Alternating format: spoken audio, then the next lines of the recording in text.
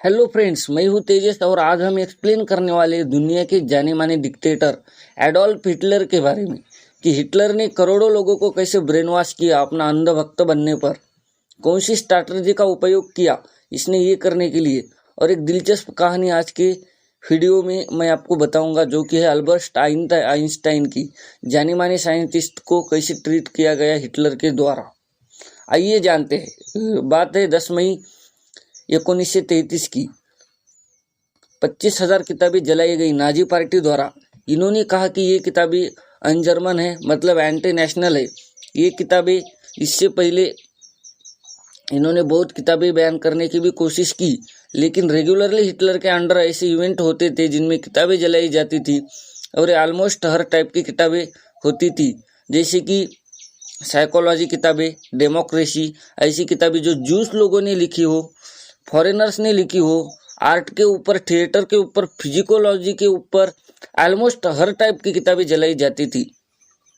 इन events में इस time में ऐसे आर्टिकल लिखे जाते थे जो लॉजिक को पूरा नीचा दिखाने की कोशिश करते थे, जैसे कि pure reasons was all to human and dangerous and contrary to nature when applied to real life. एक भारी मात्रा में पेसुडी साइंस भी देखने को मिलती थी। ऐसे फर्जी पेपर निकले जाते थे जिसमें छपा जाता था कि देखो हम जो जर्मन है कैसे सुपेरियर है और रेसी है, हमारा जो ब्लड है वो प्योर, और जो बाकी लोग हैं वो सब ह्यूमन कैटेगरी में आते हैं, हमसे नीचे आते हैं।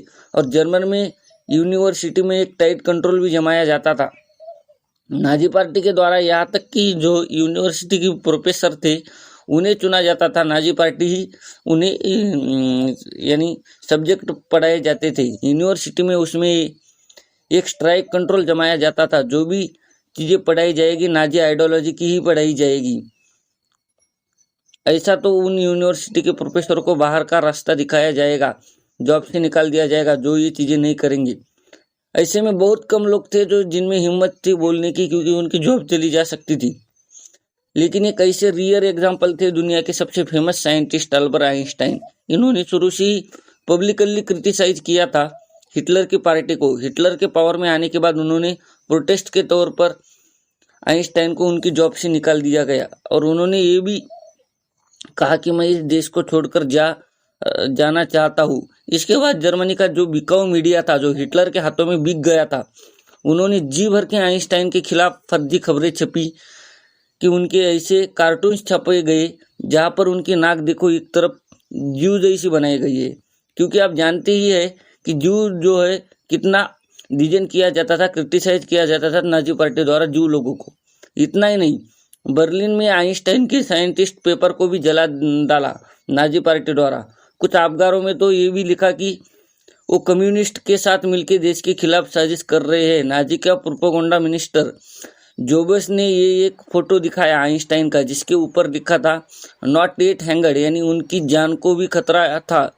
इसलिए वो जर्मन छोड़ के बेल्जियम में भाग गए। वहाँ पर भी उनको बेल्जियम रॉयल फैमिली की तरफ से सिक्योरिटी मिल रही थी, क्योंकि इनकी जान को इतना खतरा था। ऑब्वियस 30 अगस्त 1933 को आइंस्टाइन के एक फिलोसोफर दोस्त थियोडर लेसिंग की हत्या कर दी गई नाजी एग्जीक्यूटिव मिनिस्टर के द्वारा। और जिन लोगों ने इनकी हत्या करी, जर्मनी में उनका स्वागत किया गया। इसके बाद अखबारों में एक खबर छापी गई कि क्या अगला नंबर आइंस्टाइन का है, और आइंस्टाइन को मारकर लाने वाले को पैसे देने की भी घोषणा की गई कि जो आइंस्टाइन को मारेगा उसे बख्शिश मिलेगा।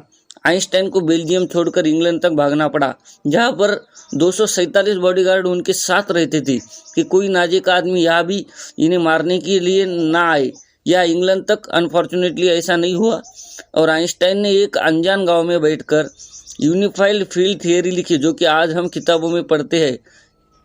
अगर ऐसा नहीं होता तो आज हम ये थियरी नहीं पढ़ पाते। चलो फिर जर्मनी में चलते हैं। तो हिटलर की एक और तकनीक थी कि जर्मन के अंदर डर पैदा करो, एक फेक एनिमी क्रिएट करो, एक फर्जी दुश्मन जो असली में एग्जिस्ट करता ही नहीं, उनके बेसिस पर देशवासियों को डराओ और दिखाओ कि मैं हीरो हूँ, इन फर्जी दुश्मनों से इनको बचाओ।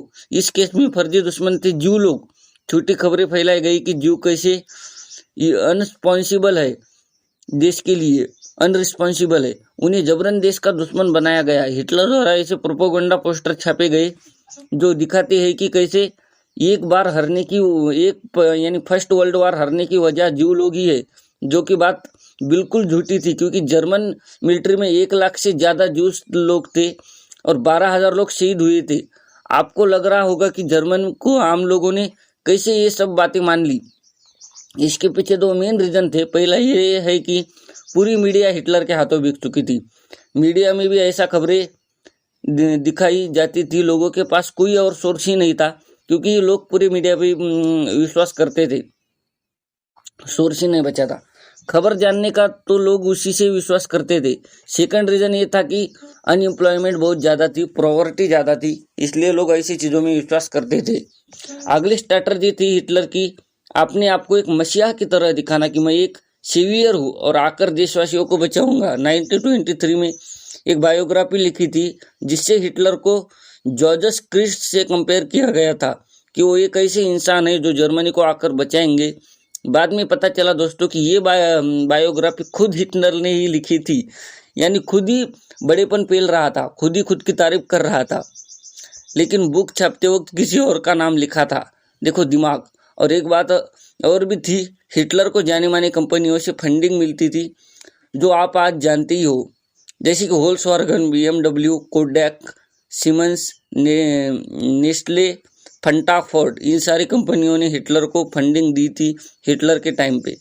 जैसे कि दोस्तों क्या आप जानते हैं, इंडिया में भी कुछ लोग इंस्पायर थे हिटलर से। एक नाम जो सबसे ज़्यादा सामने आता है वो है विनायक दामोदर सावरकर। जैसे नाजी में प्योर जर्मन की बात की गई है, वैसे ही ये हिंदुत्व शब्द का उपयोग किया करते थे प्योर इंडियन रेस के बारे में बोलती हुई। इनके हिसाब से हिंदुत्व एक पॉलिटिकल आइडियोलॉजी थी जिसमें हिंदू सिख्स भूलिए। अपने चैनल को सब्सक्राइब करना ना भूलना। मिलते हैं नेक्स्ट वीडियो में, तब तक के लिए बाय।